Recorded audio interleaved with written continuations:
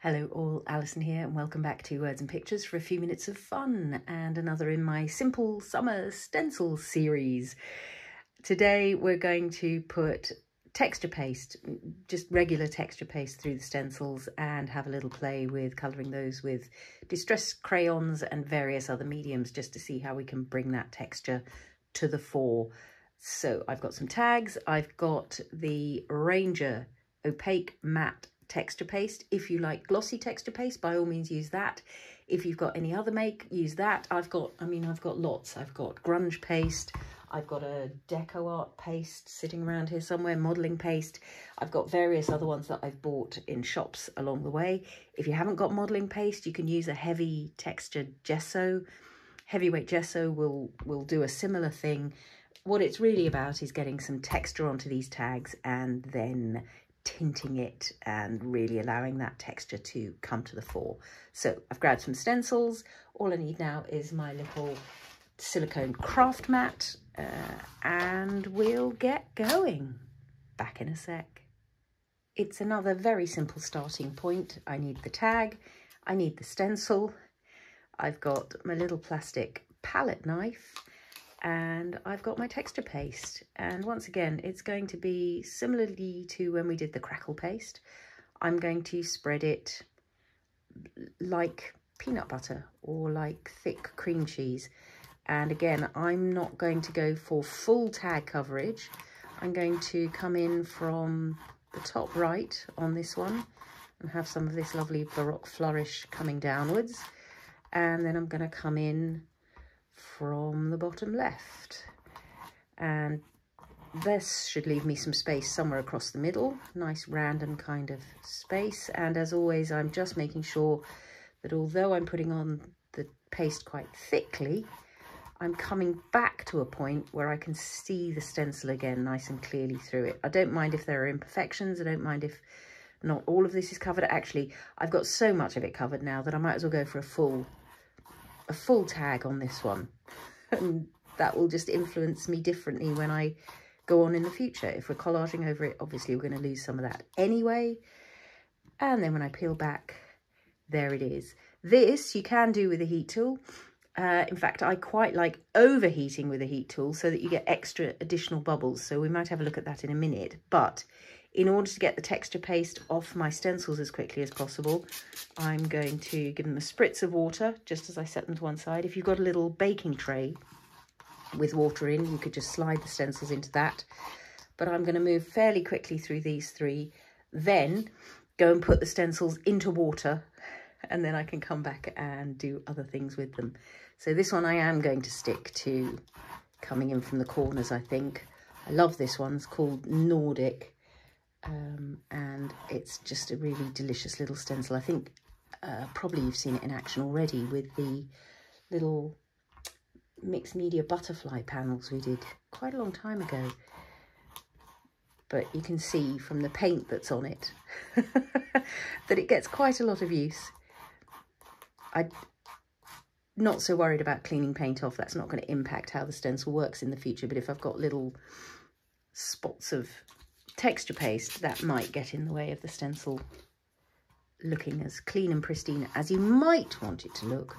I almost never want a stencil to look completely clean and pristine, so I don't know why I worry so much. And finally, another favourite, this amazing Gothic script. So these are the Tim Holtz layering stencils, and as always I will put information about them in the description down below, so that you can track them down near you if you want to. But seriously, if you just do a Google search on Tim Holtz layering stencils, the chances are you'll get some shopping results in online craft retailers near you. So that's another, and see how quick this is. I mean, really, because I'm not going for perfection, because I positively embrace imperfection, I don't need to spend hours getting paste through a stencil. That's going to do me. So another little spritz of water. I'm just going to get those into the sink and I will be back to carry on. Back in a sec. As I said, you can dry texture paste with a heat tool or set it. if you're in a tearing hurry and too impatient to wait, or you can just leave it to air dry and head off and do something else in the meantime, come back to it later and play. As I mentioned, most texture pastes, it's possible to create an additional bit of texture by heat drying. I don't know if you can see that sort of bubbling up, and quite often I like to superheat it, and you get bubbles and blisters and all kinds of things. It does sort of soften the clarity of the edge of your stenciling, but you can get quite a nice domed effect with this Ranger one. Different ones will respond in different ways to heat, so it's really up to you to explore and experiment with the kit you've got. You don't have to be doing exactly the same as I'm doing. I'm going to give those a little start with the heat gun, and then I'm going to let them really set hard by themselves and come back to do some colouring later on. But that was just to give you that hint about the extra texture that you can create. In fact, I might give myself some on some of these flourishes, just so there's a variation. I'm trying to hold it so that you can maybe see that's starting to bubble up. Oh, that was a nice one. Saw it travel along the leaf. So that's giving me additional textures. That's not going to hold up quite as well when we start putting other mediums over it. That's a little more fragile because I've heated it. If I let it set all by itself, it'll be nice and solid and ready to play. So just watch out for that. It will create a nice grunginess to it if some of this rubs away when we add other mediums over the top. But for now, let's leave those to set and we'll come back to them later. Here are the stenciled texture paste tags ready to play. This is now firmly dry. In the places where I've heated it, you might be able to see it's got a slightly more bulbous look to it. Otherwise, it's beautifully flat and ready to take some pigment. I'm going to do a combination of ways of applying pigment just because I can. I might start with a bit of ink blending. Just going to go over the top in one corner and down in the other. Might come in from the side on this one and from the other side. This is Vintage Photo I'm using, so it's just got that nice sepia tone to it. And on this one I'll come in from the bottom and the top. Why not? Come down from the top, come up from the bottom,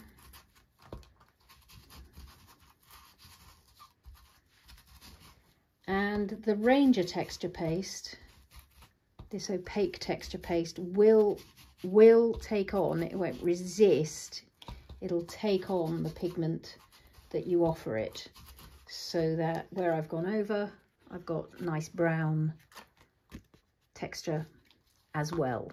Let's find maybe some spray. I think I fancy a little bit of pumice stone.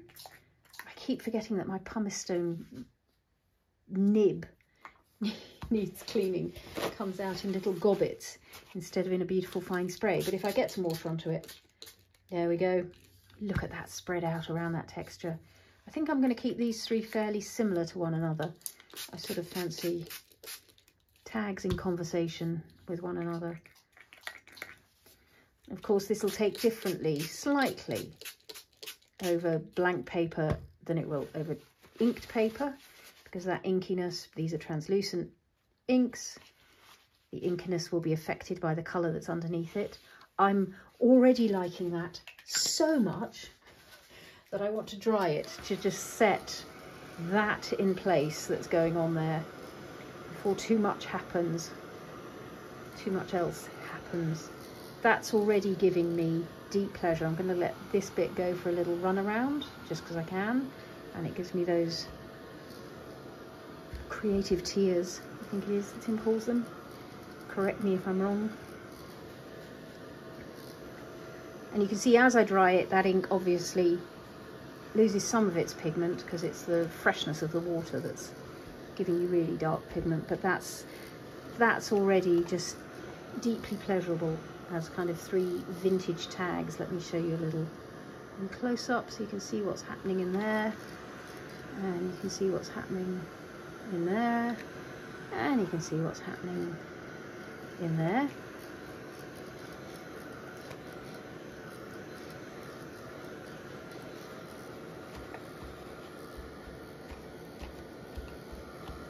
I think that what I would like is a little bit of darker spatter, but I'm going to leave that for a little bit longer and just put some other colours into play first. I think I want a little bit of speckled egg, just that kind of almost duck egg, and maybe that also gets a little spatter of, so Salvaged Patina just gone walkabout, so given I haven't got the Salvaged Patina spray here, I'm going to go Salvaged Patina Oxide, just with a spatter. So I'm unscrewing the lid.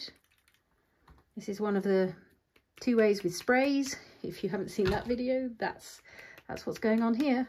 I don't have to spritz my spray. I can also pull out the nozzle and choose to apply my spray, whether that's Oxide or ink or any other kind of spray, as beautiful spatters. That's also making me happy. Now, because this is an Oxide, of course, if I activate it with water, that's when it's going to take on that beautiful chalky look. So I am just going to give these a little spritz of water and let a little bit of magic happen. Let some of that Oxide spread out, but try and keep some of it more spattery.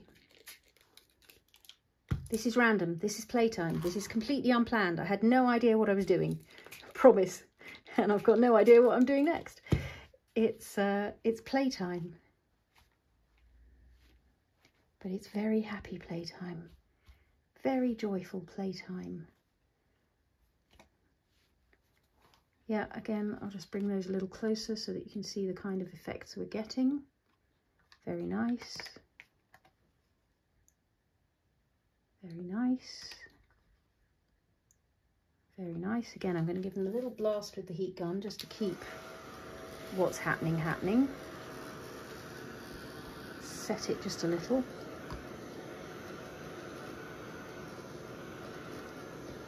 And I do now feel like I want to catch some of this texture and bring it back into the foreground.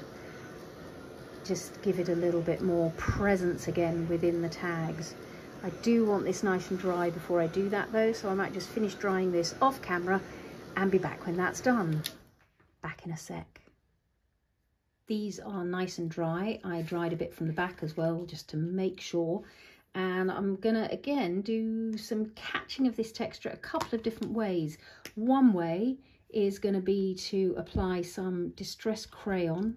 You've seen me do this in the butterfly panels. If you haven't caught those videos, they're worth checking out. Again, I'm just making sure I've done the similar thing on both of these. That's peeled paint distress crayon, and in order that it doesn't stay too acidy, too sort of olivey, I'm going to pop a little bit of Mowed lawn onto the mat, and then with water on my brush and Mowed lawn, that's how I'm going to activate my peeled paint crayon. And that's going to mean that straight away I've got the peeled paint for sure creating that lovely olivey tone, but I've got Mowed lawn also giving it a bit of a fresher, brighter green. If at any point I feel like there's not enough Mowed lawn going on, just pop a bit more onto the mat. And so again, I seem to be in a sort of green gold mode. Seems to be what I'm after at the moment, and that's partly to do with the stage of summer we're at. It's July, just about to be August. You may be watching this in August, depending on how I schedule my Simple Summer Stencil Series. I'm guessing that this might happen sometime after I'm filming it. I'm just giving myself a chance to be on top of everything that's going to be going on in August. Using up what's on the mat with a bit of spatter. And there's definitely something very medieval illumination-y about this, what's going on all of these actually. These two, that's understandable because the Flourish, and particularly this text, has that medieval look to it.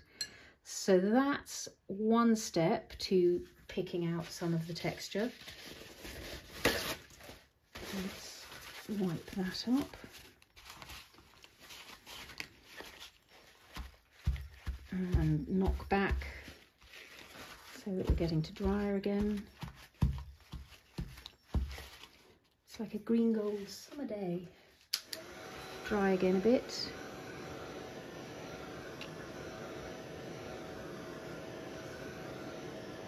And I'm really enjoying those little spatters of Distress Oxide on these. So I think that what I want to do is have some more of those. And I'm going to do it this time, maybe not Salvaged Patina, but maybe the even lighter, brighter Tumbled glass.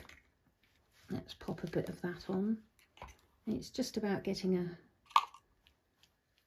sort of highlight effect. You know there's going to be white spatter later on. I mean, you know that's going to happen.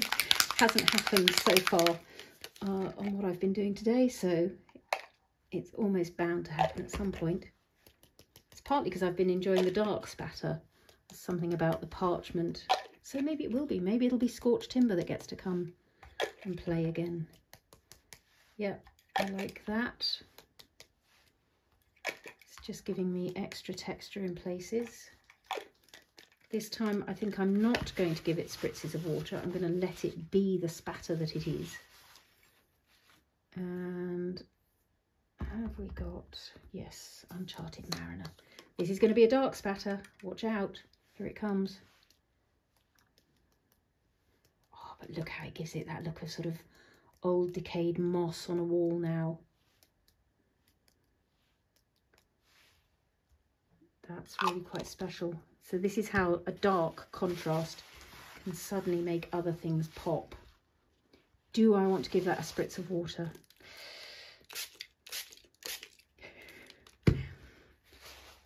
We'll see. And I don't want it overtaking everything else that's going on. So I am just going to knock it back with some towel. Yeah, to give it a subtler presence. I do love it between the texture. So I'm sort of tempted. This is going to be bold. Here we go.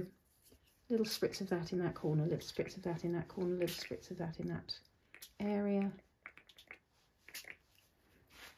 And this is going to get a little spritz of water to help it move down amongst the texture. Yes. Yes. Yes. Yes.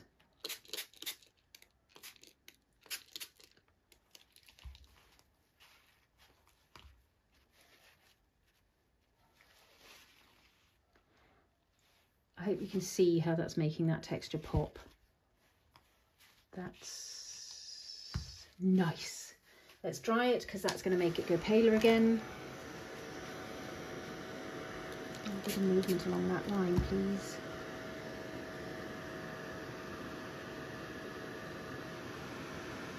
Driplets. Good. Driplets. More driplets, please.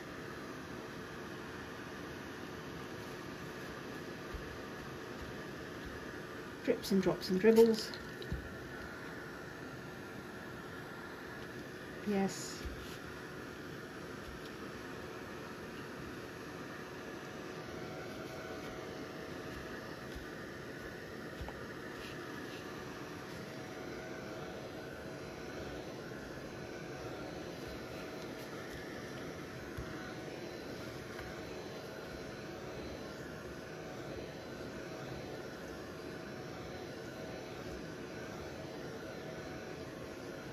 And again, I want this nice and dry before going on to the next stage. So front and back, quite a big mess on the craft mat now, so let's just clear some of that up while I'm doing this.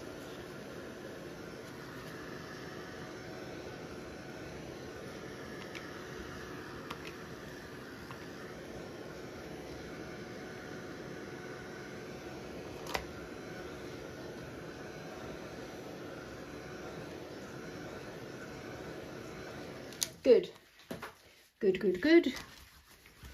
Knock some of this back a bit so it's not in my eye line. And then what I'm going to do is I'm going to take a pale distress crayon. So weathered wood could work. I'm going to stick with picket fence.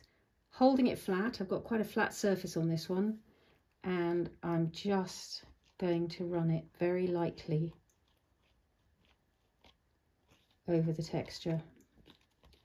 You could do this by dry brushing with paint, holding your pen at an angle, your brush at an angle, but this is just such a simple way to catch the texture. I'm going to do the same over here, and I just get out a little bit more crayon when I've worn away what's showing,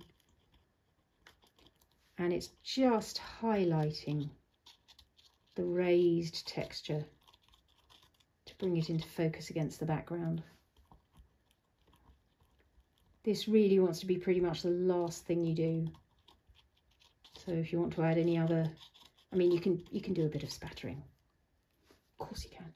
You can always do a bit of spattering. Here's where you can see the difference between where I heat dried the texture, and I've got these soft molded areas, versus where it's flat and the crayon is sort of hitting the edges. So it's two different effects. Neither is wrong, neither is right. It's two different ways of creating a texture effect. And then last but very much not least, running this over the beautiful Gothic text,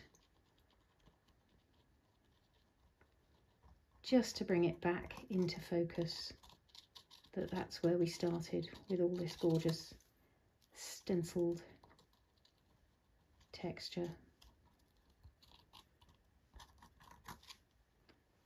Yeah, and having done that highlighting in white, could have done it in speckled egg, could have done it in tumbled glass, but I was just feeling the need for a little bit of highlighting. Having done that, I think that I do feel inclined to give myself a little bit of white spatter on these. So that's my Paper Artsy Fresco snowflake paint, water on the brush, and just my little highlighting spatter, final layer of spontaneous movement and energy across those tags. I want a bit more. I do. Can't help myself. Let's grab a little more water, check it off the tag, send it onto the tag. Yeah, it's summer after all. There's pollen dancing in the air. Why not give yourself a little bit of sunlight? Motes of dust dancing in the sunlight. That's what those speckles are for me in summer. In winter they're frost and snow and ice and all of those things. But in summer they're light dancing in the air. A little bit of drying. And then I think it's just going to be a case of doing a little bit of edging. So I'm just going to dry these off and I'll come back to edge them with some vintage photo. Back in a sec. I've zoomed back out to my lovely messy product-filled craft table. This is the vintage photo, just going on for a little bit of edging and a little bit of additional colour layering, why not? The vintage photo goes on. Let's intensify the vintage photo around that corner and maybe around the bottom here. Can you see how that's just giving it that sort of sepia vintage glow? You could bring it onto the tag if you want a bit more layering of colour, Just watch you don't knock all your picket fence white crayon off. If I leave this as it is with the picket fence there and just let it dry, that'll be fairly set, that distress crayon. It's not, unless you really go in and start rubbing it around, it's not going to go anywhere else. If you get it wet again, or if you sort of take a bristle brush to it, then yes, that picket fence highlighting we did will be inclined to move again. Depends how brutal you are with it. This is scorched timber just going on as a very final edging in some places, drawing the eye inwards towards our texture.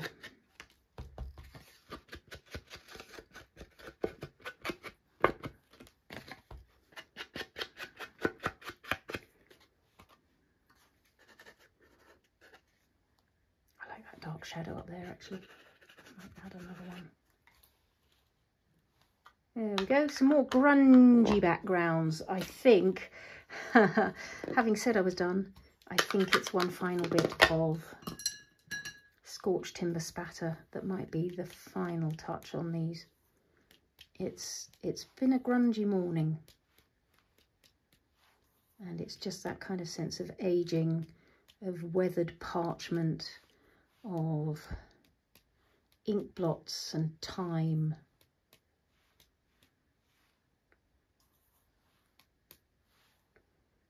That has really been lighting my fire today. So I hope you've enjoyed seeing that. Of course, I'm going to zoom in for some music and movement and some close-ups of all that scrumptious texture for you. If you've enjoyed that, do hit the thumbs up button. The Simple Summer Stencil Series,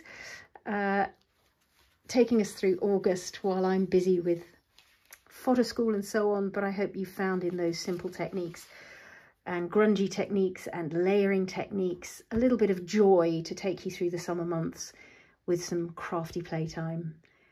Thanks so much for your company on this creative journey, and happy crafting all.